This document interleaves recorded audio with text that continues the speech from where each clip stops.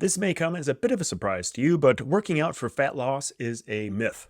And anyone trying to sell you on the quote, best exercise for fat loss is selling a scam. Endless crunches and sit-ups won't rid you of your belly, and bicep or tricep exercises won't help you shed that unsightly fat on the backside of your arms. Despite our hopes for such a salvation, and regardless of what the alluring headlines may suggest, the truth is there is no such thing as a best exercise for fat loss.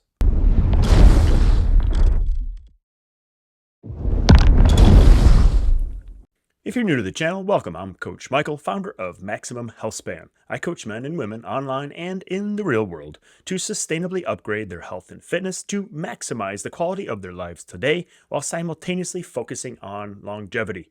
If that is an approach to health and fitness that interests you, go ahead and hit that subscribe button because that is what we talk about here. And no worries, if you're just passing through, I hope you enjoy this video nonetheless.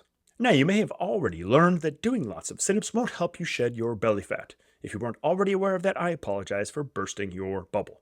But the truth is, the part of your body that is challenged during a particular exercise, like your abs when doing a sit-up, has nothing to do with the location of the fat that your body may utilize as fuel for that exercise. Performing arm exercises won't burn the fat off your arms, performing butt exercises won't burn the fat off your butt, etc., etc. I promise if you watch this entire video, you will learn the best practices for shedding body fat, improving your strength and muscle mass, and transforming your body into the most physically capable and sexiest version of itself possible. While specific exercises for fat loss are a myth, exercise is a powerful tool to improve your body composition, and I will share with you the best methods to help you achieve that goal. First, let's get straight on that term, body composition. Body composition refers to the overall amount of muscle and fat we have in our bodies and the location of that muscle and fat. You may have noticed that human beings come in all shapes and sizes, from the skinny and scrawny guy with very little muscle and very little fat, to the 400-pound NFL lineman with lots of muscle and lots of fat, and everything in between.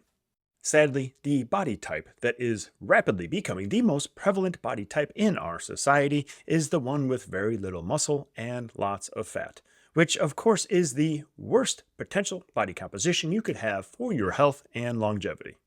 So being fat and weak is no bueno. Not exactly a big news flash, right? So how exactly do we utilize exercise to improve our body composition so we are stronger and we carry less body fat? Well, that requires a deeper discussion of the physiological effects of exercise than is typically discussed, so let's dive in. What exactly happens in our bodies when we exercise? When we exercise, we apply specific stressors to our bodies to stimulate an adaptive response. We may apply a stress to our muscles to stimulate them to get bigger and or stronger. We may stress our cardiovascular and cardiorespiratory systems to become more efficient and develop greater maximal capacity in our heart, lungs, and blood vessels. And or we may target our neuromuscular connections to challenge how our brains communicate with our bodies to develop skill and athleticism. Different activities and exercises will stimulate a different response in those systems, stimulating the specific adaptations that align with our specific goals is the purpose of exercise. Focusing on how much fat we burn during that exercise is a meaningless quantity. All forms of exercise involve the contraction of muscles, and those muscles require energy in order to contract. The amount of energy used to contract those muscles is typically measured in calories. How long and how hard those muscles contract determine how many calories will be burned during any particular exercise. How hard and how long those muscles contract also determine how any particular form of exercise stimulates your body to adapt. Only when we stress our muscles to produce a strong enough force of contraction over a long enough period of time will they receive a signal to grow any bigger or stronger. The key to getting bigger or stronger muscles is to stress those muscles beyond what they are currently capable of, so the next time they are stressed in a similar way, they are more capable of producing the force necessary to execute the movement. When we strength train, our bodies predominantly utilize glucose as the preferred source of fuel for those muscular contractions. As we'll see later in the video, even if our muscles predominantly relied upon fat instead of glucose to fuel those muscular contractions, it doesn't really have any effect on how much body fat we possess. Now, how about cardio? That burns fat, right? It is true that when we engage in lower intensity exercise like walking, easy bike rides, light jogs, hiking, etc., our bodies will burn a higher percentage of fat to fuel that movement than when we engage in higher intensity exercise, which is predominantly fueled by glucose. But whether your body burns fat or glucose during your exercise has no effect on how much body fat you have. Now let's say that on a typical day you consume 2,000 calories. And on a typical day your body burns 2,000 calories just to keep your brain, heart, and other organs functioning and to fuel the activities of daily life. So 2,000 calories in every day and 2,000 calories out. In this scenario, we would be right to assume that we would not expect to see any change in your overall weight or body composition. Now let's say we exercise 3 times a week for an hour each time, and each hour that we exercise we burn 500 calories. So on days that we're exercising, we are burning a total of 2,500 calories. If we maintain the same level of food consumption where we only consume 2,000 calories per day, each day that we exercise, our bodies must find those additional 500 calories from someplace, right? Now, our bodies can find that extra 500 calories by breaking down some of our body fat stores, breaking down some of our stored sugar in the form of glycogen, or by breaking down protein, which isn't very efficient. Now, since glucose is generally the preferred source of fuel for our body's 30 trillion plus cells, our bodies make it a priority to maintain a storage of glucose in the form of glycogen in our bodies at all times. Now, the amount of glycogen that we can store in our bodies is pretty limited, to roughly 2,500 calories total, mostly found in our muscles and our livers.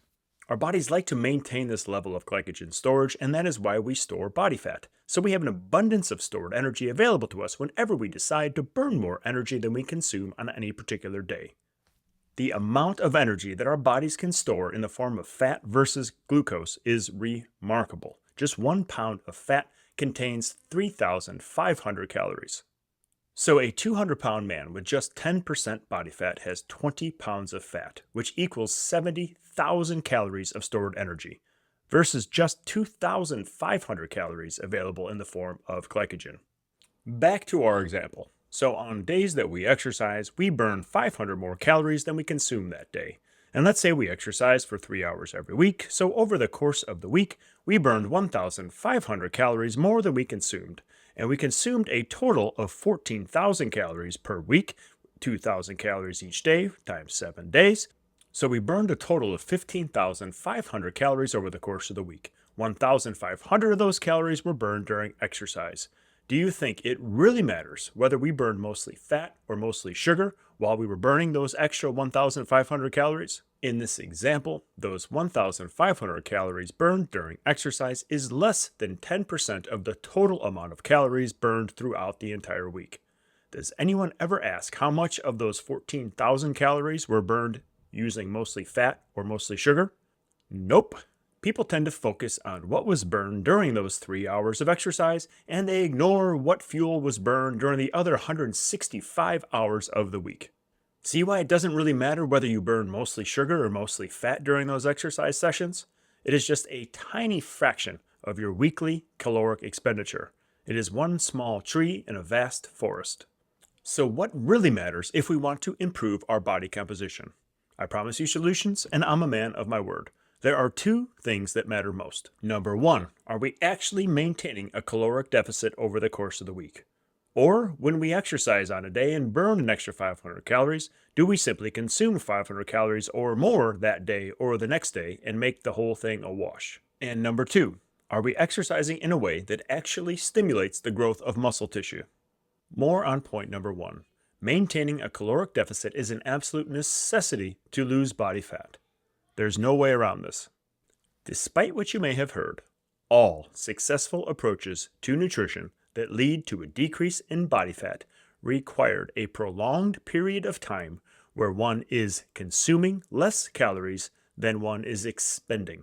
Whether you go keto, or vegan, or carnivore, or intermittently fast, or simply count calories, in order to decrease the amount of energy that your body stores as body fat, you must consistently consume fewer calories than you expend. There are no magic bullets in this game of body transformation, but there are numerous paths to successfully maintain a caloric deficit, and the key is to find the path that is the easiest for you to maintain. Here are 5 specific strategies that have worked well for me personally and for the clients that I've trained over the years. Option number 1 is to simply count calories. If our goal is to lose 1 pound of fat per week, which is a very realistic goal, we must burn 3,500 calories more than we consume each and every week. That equates to a daily caloric deficit of 500 calories per day. Start by tracking everything you put in your mouth over the course of a week. Every day, track every bite of food and every beverage other than water that you consume. You can use a free app like MyFitnessPal or a low-cost app like Carbon. It costs $10 a month and it offers valuable insights not found on the free apps. I have no affiliation with either company, but there is a link in the description of this video for both. If your weight stays the same over the course of that week, take the total amount of calories that you consumed over the course of that week and divide by 7. And this will give you a good estimate of the amount of calories that you burn in a typical day with your current level of activity. In order to lose 1 pound of fat per week, you either need to consume 500 less calories per day, or you need to burn 500 more calories per day by increasing your level of activity. And this must be consistent over time. If you're a very disciplined individual that enjoys making spreadsheets in your spare time, this strategy might be right for you. Option number 2 is to substitute one meal every day. Identify a regular meal you consume that's around 700 calories and replace that meal with a protein shake of roughly 200 calories. There you go. You just achieved a 500 calorie deficit for that day, assuming you keep everything else the same. Option number 3 is to track and add up the total calories of all the snacks you consume in a typical day. Do you consume 500 calories of snacks per day? Simply eliminate snacks. Do you consume 1,000 calories of snacks every day? Simply cut those snacks in half. Either way, you have just created a 500 calorie daily caloric deficit. Option number 4 is to get walking. An average person burns about 100 calories per mile walked, or roughly 300 calories per hour. Walk 5 miles, or roughly 1.5 hours per day, and you've got a 500 calorie daily deficit if you keep your food consumption the same. This strategy comes with several added bonuses. If you decide to wake up and start your day with a walk outside, the sunshine and fresh air combined with this simple movement work better than coffee to wake you up and get you ready for the day. If you decide to go for a walk during your lunch break, not only will this help you hit your energy deficit for the day, but it'll also help you avoid that mid-afternoon crash that is all too common. Or you could get into the habit of going for a walk after dinner. This will aid digestion, reduce the spike in blood sugar from that meal, and reduce your risk of developing diabetes, and is a great way to help you unwind from the stresses of the day. Pick what fits best in your schedule and your lifestyle. 5 miles, or roughly 90 minutes of walking per day, equals 500 calories burned. Option number 5 is to focus on consuming more protein and more vegetables. Our target should be 30 to 40 grams of protein at every meal and at least 1 to 2 fist-sized portions of vegetables at every meal. The protein will not only help you build muscle, which will improve your body composition by increasing your ratio of muscle to body fat, but protein is also very satiating, which will make it that much easier for you to maintain that caloric deficit by helping you feel fuller for longer. Similarly, those vegetables are not only packed with micronutrients that will help improve your overall health, but they also contain fiber, which will help you feel full, less hungry, and more likely to maintain that caloric deficit that is necessary if you want to lose body fat. If you're not sure what 30 to 40 grams of protein looks like, it's a 5 to 6 ounce portion of chicken, steak, or fish, about 2 cups of Greek yogurt, about 1.5 cups of cottage cheese, 5 to 7 large eggs, about 2 cups of tofu, about 1.5 cups of tempeh, about 3 cups of cooked black beans, or 1 scoop of a protein powder. Feel free to mix and match these different strategies to find the one that works best for you, that is easiest to maintain in the long run. The second critical factor to improve your body composition is using exercise to build muscle. At the beginning of this video, I boldly declared that there is no such thing as an exercise for fat loss, and I hope you now have a better understanding as to why that is empirically true. So what exactly can we achieve by exercising? Now, we can use exercise as a tool to help us create a caloric deficit, but there is an even better strategy: to use exercise as a tool to build muscle by focusing on strength training. Building muscle will not only improve the quality of your life and improve how you look in the mirror, but the more muscle you have, the more calories you burn even at rest. Each pound of muscle that you possess burns roughly 10 calories per day. That might not sound like a lot, but this compounds over time. If you devote just 2 to 4 hours of strength training every week, realistically over the course of the year, you could build 5 to 10 pounds of muscle. That's an extra 50 to 100 calories your body will burn every single day for as long as you maintain that muscle mass. That's 18,000 to 36,000 calories per year that muscle will consume, which is equivalent to 5 to 10 pounds of fat burned. Do you want to avoid gaining the 5 to 10 pounds of fat that the average American puts on every year? Focus on building that extra 5 to 10 pounds of muscle, and you won't even have to change your diet. We should focus our strength training on performing big compound lifts to efficiently build strength and muscle mass. Squats, deadlifts, rows, presses, and lunges. And check out this video here for more tips that'll help you maximize your strength and muscle mass gains in the gym. To sum this all up, there is no best exercise to burn fat. That is not the point of exercise. Exercise is a tool to build strength, muscle, cardiovascular capacity, and athletic ability. To shed body fat, we must utilize a strategy that consistently creates a caloric deficit by decreasing daily caloric consumption or increasing daily caloric expenditure, or a combination of the two. There's no other way. If improving your body composition is your goal, the hours that you spend exercising should be focused on building muscle. This will not only improve the quality of your life and help you look better naked, but each pound of muscle that you gain will help you burn more calories every single day, even while you sleep, and this will aid your ability to improve your body composition over time consistently. Now, I would love to hear from you, so go ahead and share your personal experience and/or questions down in the comments below, and make sure to hit that subscribe button for more content that'll help you live longer and live stronger. And I'll see you in the next video.